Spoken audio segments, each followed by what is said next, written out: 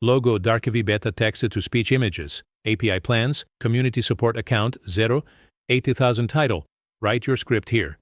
32 créditos diários, 0 créditos. Search by text or title. Processing. S. Pianifinci logo. D'archivi beta. Text-to-speech images. API plans. Community support account 0. $8,000. Title right.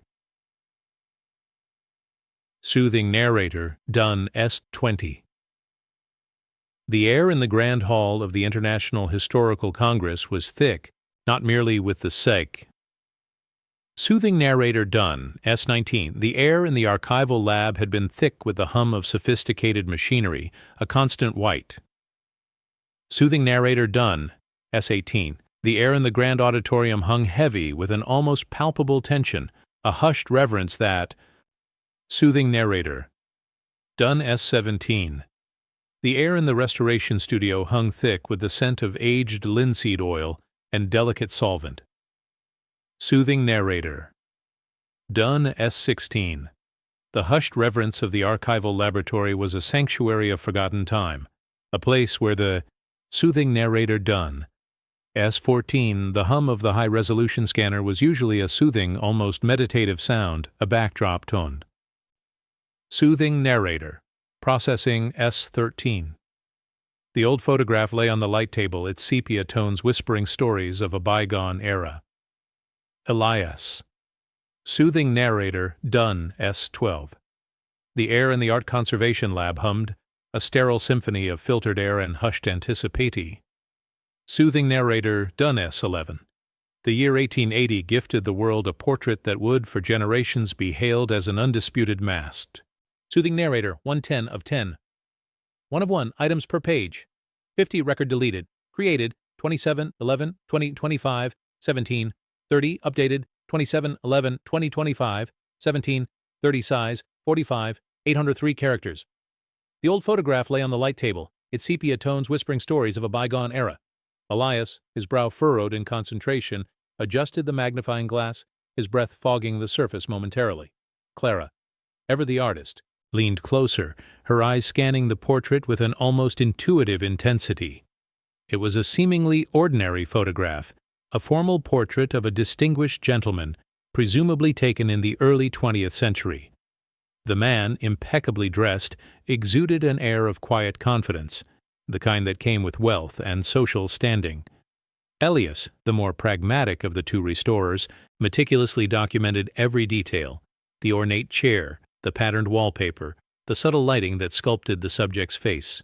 He was a historian at heart, his focus on preserving the tangible past, ensuring its accuracy for future generations. But as he moved his gaze towards the background, something caught his eye. A faint anomaly, a shadowy figure lurking in the periphery, barely visible amidst the swirling patterns of the wallpaper. He paused, squinting. It could be a flaw in the photograph, a trick of the light, or perhaps a smudge on the negative. He almost dismissed it, attributing it to the imperfections inherent in early photography. "Just a bit of damage, I think," he murmured, reaching for a cotton swab and cleaning solution. But Clara stopped him, her hand gently covering his. "Wait, Elias," she said, her voice hushed with intrigue. "I don't think it's damage. Look closer." Elias hesitated, then reluctantly peered through the magnifying glass again. The shadowy figure was indeed faint, almost imperceptible, but there was a distinct form to it. It wasn't just a random blotch. It had a discernible shape, a human silhouette shrouded in darkness. "It's probably nothing," Elias insisted, his skepticism evident in his tone. "Old photographs are full of imperfections. We can't go chasing shadows." Clara, however, was not convinced. She possessed an artist's eye, a sensitivity to detail that often eluded Elias's more analytical approach. She saw not just a flaw, but a potential narrative, a hidden story waiting to be unearthed. "There's something there, Elias," she insisted. "I can feel it. We should try to enhance it, see if we can bring it out." Elias sighed, knowing that arguing with Clara when she had her mind set on something was a futile exercise. "Fine," he conceded, But I'm telling you, it's probably just a waste of time." Clara smiled, her eyes gleaming with excitement. She moved to the computer, her fingers flying across the keyboard as she initiated the digital enhancement process. Elias watched with a mixture of skepticism and grudging curiosity. He had to admit, Clara's skills with digital imaging were remarkable. She could coax details out of the faintest images, revealing hidden layers of information that would otherwise remain lost to time. The initial enhanced image flickered on the screen, and even Elias had to admit the shadowy figure was becoming more defined. It was still shrouded in darkness, but the outline was clearer, the posture more distinct. It appeared to be a person standing in the background, partially obscured by the shadows, and something else was becoming visible, a hint of an object held in the figure's hand. "See?" Clara exclaimed, her voice filled with triumph. "I told you there was something there." Elias, despite his initial reservations, was starting to feel a sense of unease. The photograph, once a simple portrait, was now hinting at a deeper, more unsettling story. He knew the history of the man in the portrait, a respected philanthropist, a pillar of the community. What was meant to be a celebration of legacy becomes a haunting investigation. Why would there be a hidden figure lurking in the background of his portrait? What was the significance of the object he was holding? He glanced back at the original photograph, then back at the enhanced image on the screen.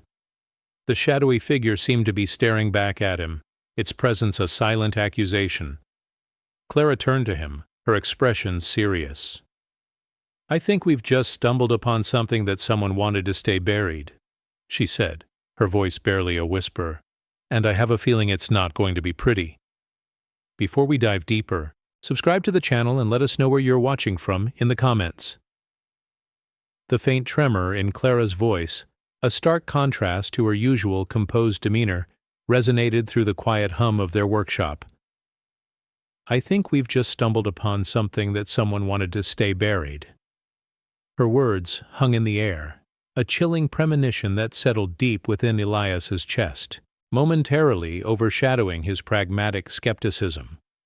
This was the world they inhabited, a realm where forgotten memories were resurrected, where the silent whispers of the past found their voice through the meticulous alchemy of antique photo restoration. Their workshop, nestled in a quiet corner of the city, was more than just a place of business. It was a sanctuary for history, a haven for fragmented narratives yearning to be whole again. The scent of developing chemicals mingled with the faint, sweet aroma of aged paper, creating an olfactory tapestry that spoke of countless stories meticulously unveiled. Here, art and history converged with cutting-edge technology, transforming faded sepia tones into vibrant windows to bygone eras.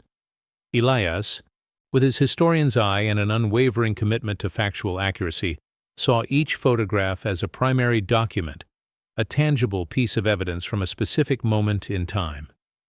He approached his work with the precision of a surgeon, his hands steady, his gaze analytical, always seeking to preserve the integrity of the original image while enhancing its clarity.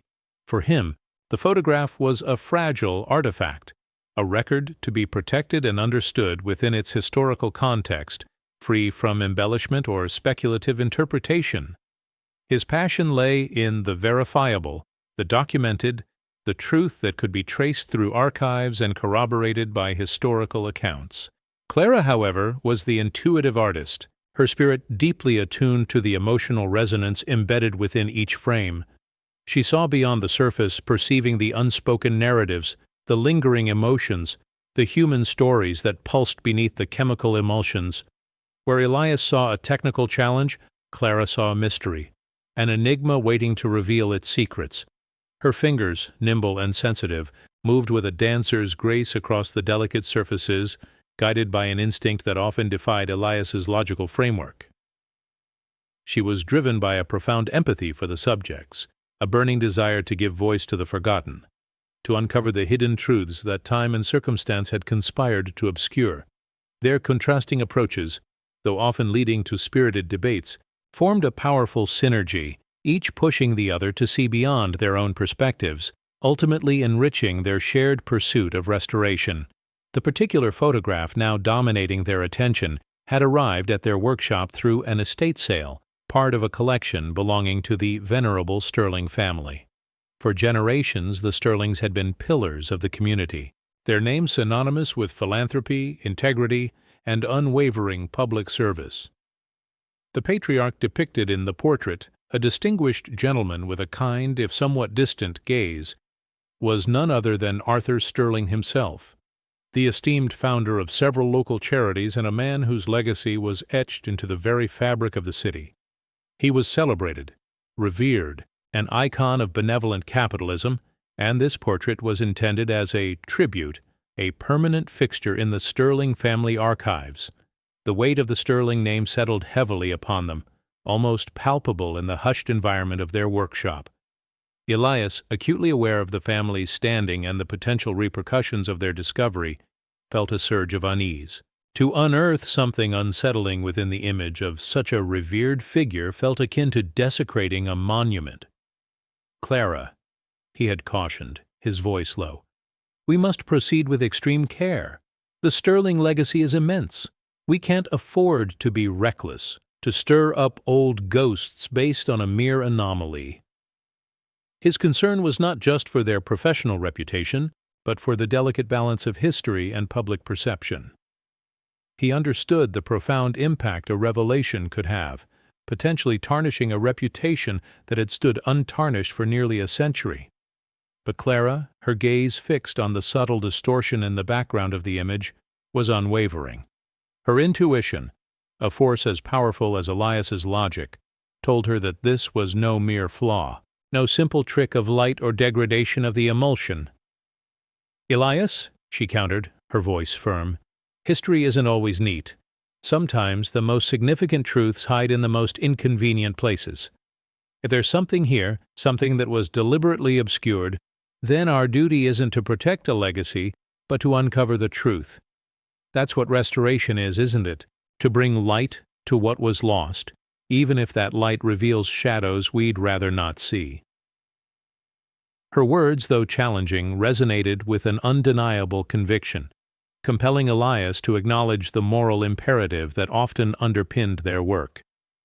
The photograph, once a symbol of an honorable past, had now become a silent, unsettling question, poised to unravel a carefully constructed narrative and reveal a truth that someone had desperately wished to keep buried deep within the shadows of time. The quiet sanctity of their workshop now felt charged with an unspoken tension, a silent battle between preservation and revelation, between the comfort of established history and the unsettling pull of an emerging darker truth. The shadows seemed to deepen around the edges of the philanthropist's smile, not literally, but in the growing understanding Elias and Clara were gaining of his family's intricate past. The public image of benevolence and unwavering community support that had cloaked the Hawthorne name for generations was beginning to fray at the seams, revealing a tapestry woven with threads of deep-seated rivalries and carefully suppressed scandals. Whispers, long dismissed as mere gossip, now took on a more ominous tone, suggesting that the family's wealth was built not just on shrewd business acumen, but on a foundation of hidden conflicts and a ruthless determination to maintain appearances. There was the hushed story of a cousin, brilliant but impulsive, whose innovative ideas were suddenly absorbed into the family's corporate empire shortly before his mysterious disappearance from public life. His contributions were eventually credited solely to the elder Hawthorne, the man in the photograph, cementing his reputation as a visionary. Clara, with her artistic eye for detail and an almost uncanny ability to read between the lines of history, found herself increasingly drawn to these obscured narratives. She saw them as brushstrokes in a larger, more complex portrait of the family, one that diverged sharply from the polished narrative presented to the world.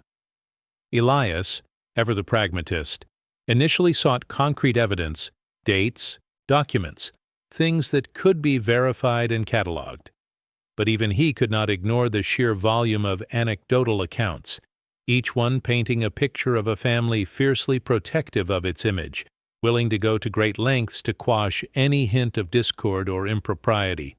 The Hawthorne estate, an imposing structure that stood as a monument to their enduring legacy, was rumored to have once been a battleground for sibling disputes over inheritance, with accusations of forged wills and manipulated accounts circulating amongst the staff for years before being silenced by generous severance packages and ironclad non-disclosure agreements. It was a family that understood the power of perception and the even greater power of controlling the narrative. Central to these emerging tensions was a specific incident involving the philanthropist Arthur Hawthorne and his longtime business partner, a man named Thomas Sterling.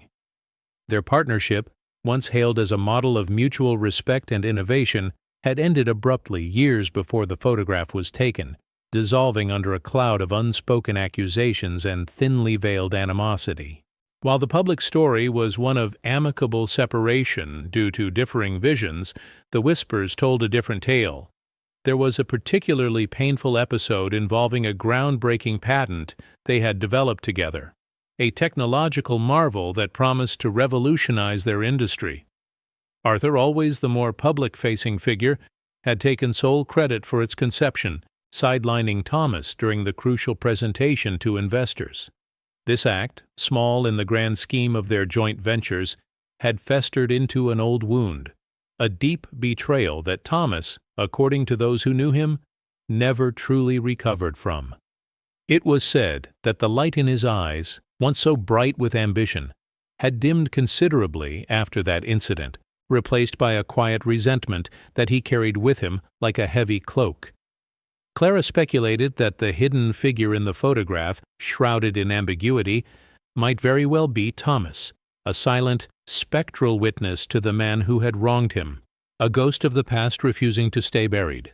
As they delved deeper, Clara's gaze kept returning to a seemingly innocuous detail in the foreground of the photograph, a small, intricately carved wooden box resting on a side table beside Arthur. It was an elegant piece, crafted from dark, polished mahogany with delicate brass inlays forming a complex geometric pattern.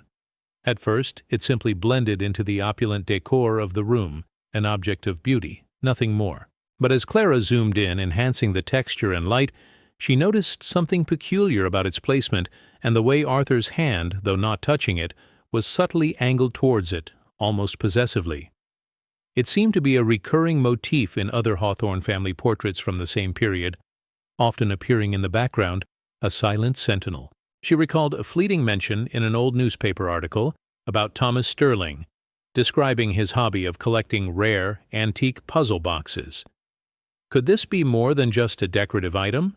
Could it be a symbol, a silent testament to the very rivalry that had torn their partnership apart?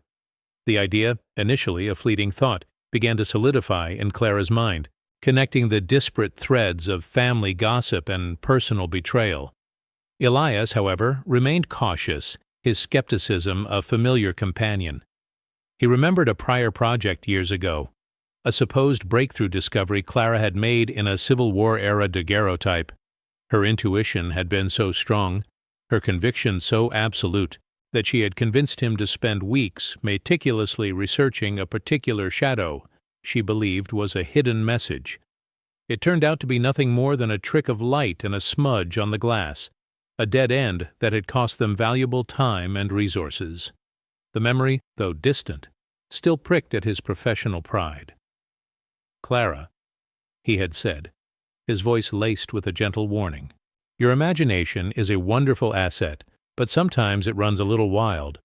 Let's not jump to conclusions about puzzle boxes and vengeful business partners just yet. We need facts, tangible proof, not just whispers and educated guesses."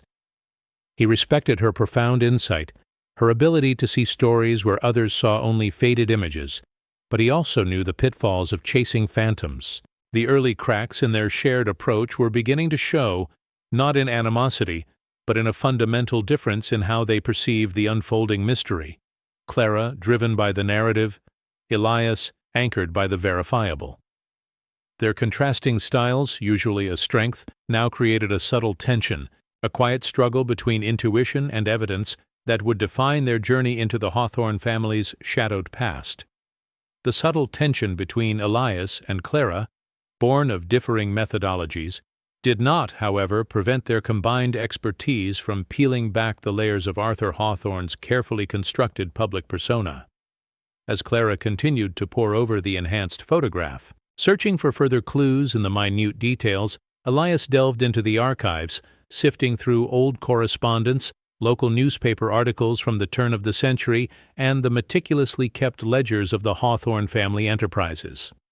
What they began to unearth was a tapestry woven with threads of quiet discontent and carefully suppressed grievances, revealing a darker undercurrent to the philanthropy and social standing Arthur Hawthorne had so assiduously cultivated. The benevolent smile captured in the photograph seemed to curdle under the weight of these new discoveries, his gaze now appearing less avuncular and more calculating, a mask barely concealing a deeper, more unsettling truth. Their research brought to light a series of subtle but significant moments of disrespect and manipulation that had permeated Arthur's interactions, particularly with his business partner Thomas Sterling. These were not grand, explosive confrontations, but rather insidious slights, accumulating over years like dust motes settling on a forgotten portrait, gradually obscuring the true image. One particularly glaring revelation emerged from a collection of private letters exchanged between Arthur and his legal counsel, hinting at a project of immense ambition, a new manufacturing plant that would revolutionize their shared industry. Thomas Sterling had poured his intellect and his personal fortune into its design and initial funding, an endeavor that was to be their crowning achievement, a testament to their partnership. However, as the project neared completion, Arthur had systematically and quite ruthlessly sidelined Thomas, gradually diminishing his role, subtly undermining his authority within the company, and ultimately claiming sole credit for the plant's success in public announcements and press releases. The promise of an equal partnership, of shared legacy, had been brutally broken, leaving Thomas not only financially depleted but professionally humiliated. This betrayal, meticulously documented in the dry prose of legal correspondence and the effusive self-congratulation of Arthur's public statements, painted a stark picture of Arthur's willingness to sacrifice loyalty for personal aggrandizement. The painful silences surrounding Arthur Hawthorne's questionable ethics were perhaps even more telling than his direct actions.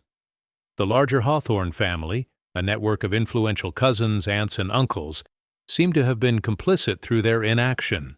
There were accounts of social gatherings, elegant soirees where Thomas Sterling, once a respected co-founder, was pointedly excluded from inner circles, his contributions minimized in hushed conversations, his presence tolerated rather than welcomed.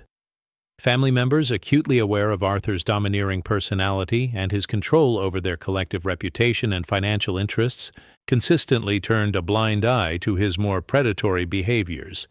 They prioritized the veneer of respectability and the advantages of association with Arthur's growing empire over any moral imperative to support Thomas. Their silence was a powerful endorsement, an unspoken agreement to uphold the illusion of Arthur's unimpeachable character, effectively isolating Thomas and validating Arthur's transgressions. This collective complicity, uncovered through fragmented diary entries and whispered anecdotes recorded in local historical society archives, added a chilling dimension to the narrative, suggesting that Arthur's manipulative tendencies were not just tolerated, but actively enabled by those closest to him. The emotional aggression directed towards Thomas, while rarely overt, was a constant corrosive force. Arthur possessed a particular talent for subtle put-downs, for delivering undermining comments cloaked in feigned concern or paternalistic advice. He would praise Thomas's enthusiasm while subtly questioning his business acumen, or commend his artistic vision while dismissing its practical application.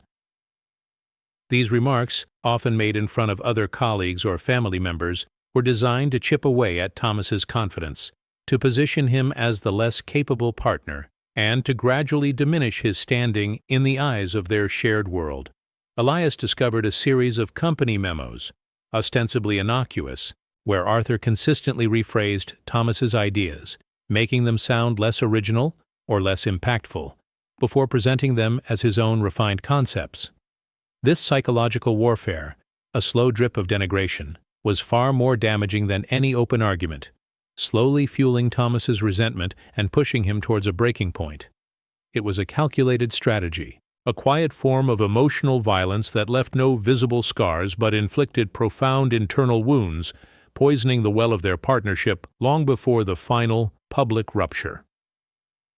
Arthur Hawthorne's manipulative behavior extended beyond his direct interactions with Thomas, weaving a complex web of obligation and guilt around his entire circle. He was a master of leveraging his philanthropic endeavors, using his generous donations to local charities and cultural institutions, not just for genuine good, but also to solidify his image as an indispensable pillar of the community. This created a powerful social currency he wielded with expert precision. He would remind family members of the financial support he had provided, the opportunities he had opened, subtly implying that their continued loyalty, their silence in the face of any perceived wrongdoing, was a small price to pay for their shared prosperity and elevated status. He cultivated an environment where questioning him was not merely a disagreement, but an act of profound ingratitude, a betrayal of the very community he ostensibly served. Letters to his nephews and nieces, ostensibly offering guidance, were laced with thinly veiled threats about their inheritance should they stray from his expectations. This pervasive control, exercised through a blend of generosity and veiled coercion, ensured that Thomas Sterling's pleas for justice, his quiet attempts to expose Arthur's true character, fell on deaf ears, drowned out by the chorus of praise and the fear of incurring Arthur's formidable displeasure. The shadows in the photograph, Clara now mused, were not just a trick of light, but a metaphor for the intricate layers of deceit and manipulation that had defined Arthur Hawthorne's life and legacy. A legacy they were slowly but surely dismantling, one painful truth at a time. The wooden box, the symbol of Thomas's passion, now felt like a silent accusation, holding not treasures, but the weight of broken trust. The enhanced image, now blown up on Clara's monitor, revealed more than just the figure's presence. The small object it held, previously indistinguishable, began to take shape. It was metallic, glinting faintly even in the low-resolution image, and appeared to be a key, an ornate, old-fashioned key with an unusually elaborate head. Its significance was immediately apparent to Clara, though she couldn't articulate exactly why. It simply felt important, a piece of the puzzle that could unlock the whole story. Elias, peering over her shoulder, remained unconvinced. A key, Clara? It could be anything. A key to a desk, a drawer, a garden gate. We're grasping at straws here. He gestured towards the printouts of their research, stacks of documents detailing Arthur Hawthorne's business dealings and philanthropic endeavors. We're no closer to proving any wrongdoing. All we have is a shadowy figure holding a key. The investigation intensified, fueled by Clara's unwavering belief and Elias's grudging curiosity. Late nights became the norm, fueled by lukewarm coffee and the shared obsession with uncovering the truth. They pored over historical records, searching for any mention of a missing key, a locked box, anything that could connect the object to Arthur Hawthorne or Thomas Sterling. The tension in the workshop grew palpable. Clara, increasingly frustrated by Elias's skepticism, began to pursue her own leads, spending hours at the local library, sifting through old newspapers and city archives. Elias, meanwhile, focused on verifying the information they already had, meticulously cross-referencing dates and financial records, seeking concrete evidence to support their theories. Their differing approaches led to heated debates, their voices echoing in the usually quiet space. "Elias, you're so focused on the facts that you're missing the bigger picture," Clara exclaimed one evening, her voice tight with exasperation. "This isn't just about numbers and dates. It's about people, about betrayal, about a man whose life was ruined." Elias countered, his voice calm but firm. "And I'm trying to prevent us from ruining someone else's life based on speculation. We need to be responsible, Clara. This family still exists. Their reputation is at stake." The disagreement hung in the air, a barrier between them, threatening to derail their partnership. The local historical society, a close-knit community of amateur historians and preservationists, had begun to take notice of their activities. Rumors, as they often do, had started to circulate. Whispers of a hidden scandal, a shocking discovery, and a photograph that could rewrite local history. The president of the society, a formidable woman named Mrs. Abernathy, approached Elias at a local event, her eyes narrowed with curiosity. "Elias, dear," she said, her voice dripping with thinly veiled interest, "I hear you and Clara are working on something quite intriguing. Something about the Hawthorne family?" Elias, caught off guard, tried to deflect, but Mrs. Abernathy was persistent. "We're just exploring some historical anomalies," he mumbled, attempting to extricate himself from the conversation. But the seed had been planted. The pressure to reveal their findings was mounting, not just from within their own partnership, but from the outside world. The workshop, once a sanctuary of forgotten memories, transformed into a pressure cooker. The walls seemed to close in, the air thick with unspoken anxieties. Every shadow seemed to hold a secret, every object a potential clue. Clara found herself jumpy, constantly looking over her shoulder as if someone were watching them. The weight of the secret was crushing, the responsibility of potentially exposing a long-hidden truth almost unbearable. She started having trouble sleeping, her dreams filled with shadowy figures and glinting keys. Elias, too, felt the strain. He found himself questioning his own judgment, wondering if he was being too cautious, too resistant to Clara's intuition. The psychological environment of the workshop had become toxic, a breeding ground for paranoia and doubt. The photograph, once a simple object of restoration, had become a symbol of their fractured partnership, a constant reminder of the secrets they were desperately trying to uncover. The unspoken tension between Elias and Clara hung heavy in the air, thick enough to taste. It was a pre-rupture atmosphere, charged with the electricity of opposing viewpoints straining against the bonds of mutual respect and shared history. The Hawthorne case was proving to be more than just a restoration project. It was a crucible, testing the very foundation of their partnership. Then came the first serious error. Elias, meticulous as ever, decided to cross-reference the original photograph with the archives of the local historical society. He remembered seeing a detailed inventory of the Hawthorne family collection, including a record of all known portraits and negatives. It was a standard procedure, a way to verify the authenticity and provenance of their work. But when he requested to see the original negative of the photograph in question, the archivist, a kindly old woman named Mrs. Abernathy, looked at him with a puzzled expression. "The negative, Mr. Thorne? I'm afraid it's not here. According to our records, it was logged out years ago during the Hawthorne estate donation. It was never returned." Elias felt a cold dread creep up his spine. A missing negative wasn't just a clerical error, it was a glaring red flag. It suggested deliberate action, a calculated attempt to erase or conceal something. He shared the news with Clara, his voice tight with concern. "This changes everything," he said. "Someone went to great lengths to remove this negative from the official record. Why?" Clara's eyes narrowed, her gaze hardening with a newfound resolve. "Because they knew what was hidden in the shadows, Elias, and they didn't want anyone else to find out." Almost simultaneously, a series of seemingly unrelated incidents began to plague their work. Their online reputation, usually impeccable, suffered a sudden barrage of negative reviews, questioning their expertise and accusing them of sensationalism. Their website was briefly hacked, displaying distorted versions of their restored images. Even the local historical society, once supportive, seemed to distance itself, subtly questioning the validity of their findings. It was a coordinated campaign, a ruthless attempt to discredit them and undermine their credibility. Elias, ever the pragmatist, saw it as a professional challenge, a hurdle to overcome with careful research and meticulous documentation.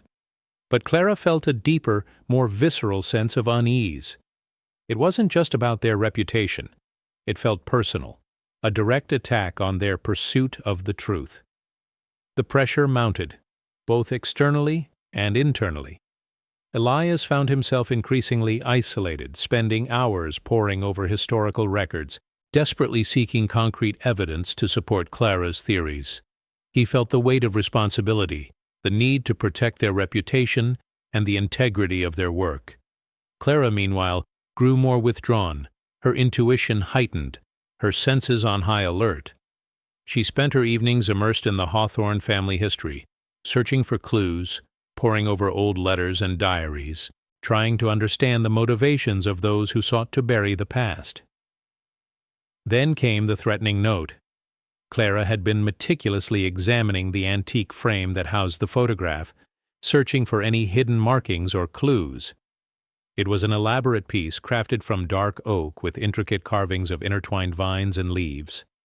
As she ran her fingers along the inner edge of the frame, she felt a slight indentation, a small gap hidden beneath the velvet lining. With a delicate touch, she pried open a hidden compartment, revealing a small, folded piece of paper. Her heart pounded in her chest as she carefully unfolded it, revealing a handwritten message scrawled in hurried, uneven strokes. "Some secrets are best left buried. Your curiosity will be your undoing." The words, stark and menacing, hung in the air like a physical threat. Clara felt a chill run down her spine, a primal fear gripping her heart. She knew with chilling certainty that they had crossed a line, that they were treading on dangerous ground. This wasn't just about a photograph or a hidden figure. It was about something far more significant, something that someone was willing to protect at any cost. She immediately showed the note to Elias, her voice trembling with a mixture of fear and defiance. He read the message, his face hardening with a grim determination. "This is no longer just a historical puzzle, Clara," he said, his voice low and serious. "This is a threat, and we need to be careful." It was now undeniably clear to the audience that Elias and Clara had stumbled upon something far more sinister than a simple family secret. They had unwittingly opened a Pandora's box, unleashing forces that were determined to silence them, to protect a truth that had been buried for decades. The stakes had been raised, the danger was real, and their pursuit of the past had placed them squarely in the path of a ruthless adversary. Something significant was about to be revealed, a revelation that could not only shatter the Hawthorne family's legacy, but also potentially endanger Elias and Clara themselves. The inevitable event was looming, a confrontation with the shadows that had haunted the photograph for so long. The menacing words of the note solidified Clara's resolve, transforming her fear into a burning indignation. Elias, though cautious, recognized the profound shift in their situation. The historical puzzle had undeniably become a live threat, demanding a bolder response than mere academic inquiry. They retreated deeper into their workshop, a sanctuary now feeling more like a bunker, their shared purpose sharpening their focus. The image of the shadowy figure, now clearly visible in the enhanced photograph, became their obsession. They scrutinized every pixel, every faint line, searching for the key that would unlock the truth behind the menacing message. It was Clara, her eyes trained with an artist's precision, who first noticed the peculiar glint in the figure's hand. It wasn't just an indistinct blur, it possessed a distinct metallic sheen, a unique curvature that didn't match any common object of the era. Elias, ever the pragmatist, initiated a painstaking search through historical catalogs and museum archives, cross-referencing every known artifact from the period, particularly those associated with the Hawthorne family and their business dealings. Days bled into nights, fueled by strong coffee and an unyielding determination. Then, a breakthrough. Tucked away in a dusty regional archive, a faded newspaper clipping detailed a scandalous theft from decades past. The article described a rare, intricately carved silver locket, a family heirloom belonging to the philanthropist's business partner, stolen under mysterious circumstances. The description of the locket, with its distinctive filigree and a small, almost imperceptible sapphire inlay, perfectly matched the glinting object in the enhanced photograph. The definitive turning point had arrived. The shadowy figure was unmistakably holding the stolen locket. The realization hit them with the force of a physical blow. The philanthropist, the revered benefactor, the pillar of the community, was a thief. The shocking revelation tore through the carefully constructed facade of his public image, exposing a darker, more predatory truth. This wasn't a flaw in his character, it was a deliberate act of malice, an insidious betrayal hidden for generations. The weight of this discovery pressed down on them, transforming the academic thrill of discovery into a profound sense of moral obligation. They were no longer merely restorers of old photographs. They were inadvertent custodians of a devastating secret, poised to dismantle a carefully curated legacy. Their subsequent investigation, now imbued with a furious urgency, uncovered the full extent of the philanthropist's treachery. They found old police reports, mysteriously inconclusive, and a series of letters from the business partner, filled with desperate pleas and accusations, dismissed at the time as the ravings of a disgraced man. The letters detailed how, shortly after the locket's disappearance, the business partner had been publicly accused of embezzlement from their shared enterprise. His reputation shattered, his family ostracized, he had lost everything. The evidence, painstakingly pieced together from fragmented documents and forgotten whispers in local histories, pointed to a meticulously orchestrated frame-up. The philanthropist had not only stolen the locket, but had used its disappearance as leverage to destroy his partner's life and seize full control of their joint ventures. It was a final betrayal, a calculated act of cruelty that had reverberated through generations, leaving a trail of ruin in its wake. Elias, despite the damning evidence, still preached caution.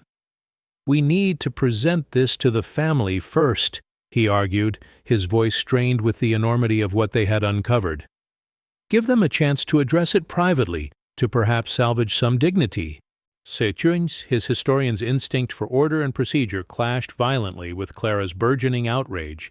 She saw only the injustice, the decades of lies, the suffering of the wronged business partner and his descendants. The threatening note, the attempts to discredit them, the missing negative. It all coalesced into a fierce conviction that discretion was no longer an option. The time for polite inquiry was over. The truth, she believed, needed to be shouted from the rooftops. Without consulting Elias, driven by an unshakable sense of moral imperative, Clara made a decision that would irrevocably alter their lives and the fate of the Hawthorne legacy. She contacted a local investigative journalist she knew, someone with a reputation for tenacity and integrity, and discreetly arranged a meeting. She presented the enhanced photograph, the historical documents, the police reports, and the threatening note. She laid bare the entire, sordid tale, from the faint shadow in the background to the definitive proof of the stolen locket and the subsequent framing. Her heart pounded, a drumbeat of defiance against the years of silence. It was a surprising action, a defiant leap into the public arena, driven by a deep-seated need for justice. The story was no longer confined to the quiet corners of their restoration workshop. It had burst forth, raw and undeniable, into the harsh glare of public scrutiny. The emotional trajectory of their journey had shifted dramatically. What began as a fascinating historical puzzle, an intriguing glimpse into a bygone era, had transformed into a moral reckoning. It was a confrontation with the uncomfortable truths that lay buried beneath layers of respectability and carefully constructed narratives. They were no longer merely uncovering facts. They were challenging power, exposing hypocrisy, and demanding accountability for historical wrongs. The weight of their discovery, once a burden, now felt like a righteous shield. The shadows, once merely a photographic anomaly, had revealed themselves to be the repositories of profound injustice. And Elias and Clara, against all odds, had dragged them into the light. Their lives, and the lives of those connected to the photograph, would never be the same. The quiet pursuit of restoration had culminated in an explosion of truth, an unyielding demand for justice that would echo far beyond the confines of their small, dedicated workshop. The bell of reckoning had rung, and its sound would reverberate across the city, tearing down a century of deceit. The morning edition hit the stands like a thunderclap, its bold headline screaming across the front page, an unignorable indictment of a revered past. Benevolent philanthropist's legacy tarnished, hidden photograph reveals decades-old deception. Clara's calculated leak had ignited a public sensation, ripping through the quiet veneer of the community and throwing the esteemed Hawthorne family into an immediate, furious turmoil. The article, meticulously detailing Elias and Clara's painstaking restoration work and the shocking revelation of the stolen artifact, spread like wildfire, fueled by social media and hushed whispers that quickly turned into indignant shouts.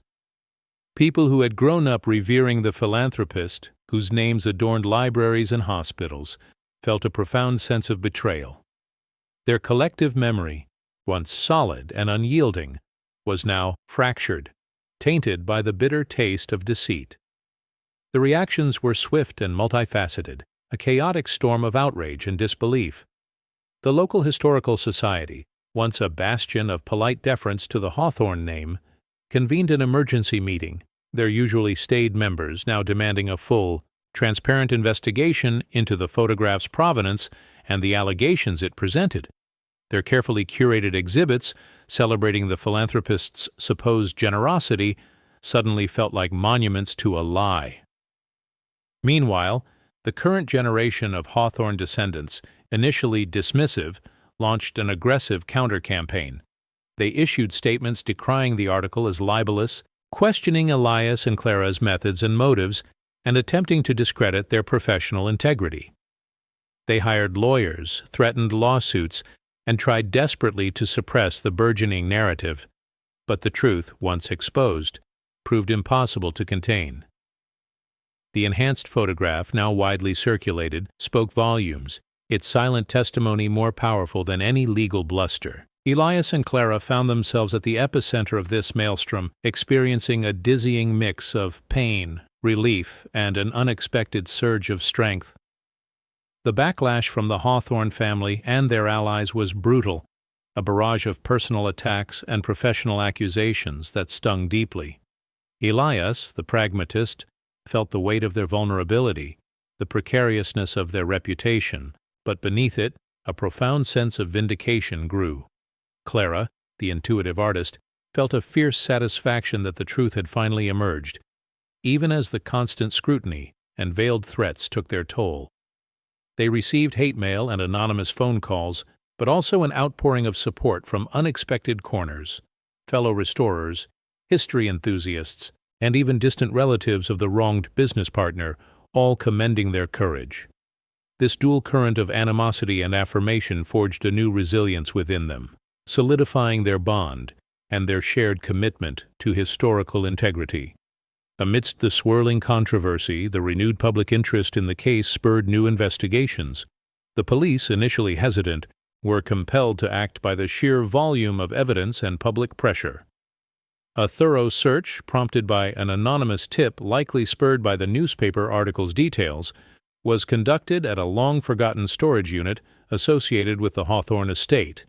There, tucked away in a dusty sealed box, lay the stolen artifact, a rare, intricately carved jade statuette, precisely matching the description from the business partner's historical records. Its recovery was a pivotal moment, concrete proof that solidified Elias and Clara's findings.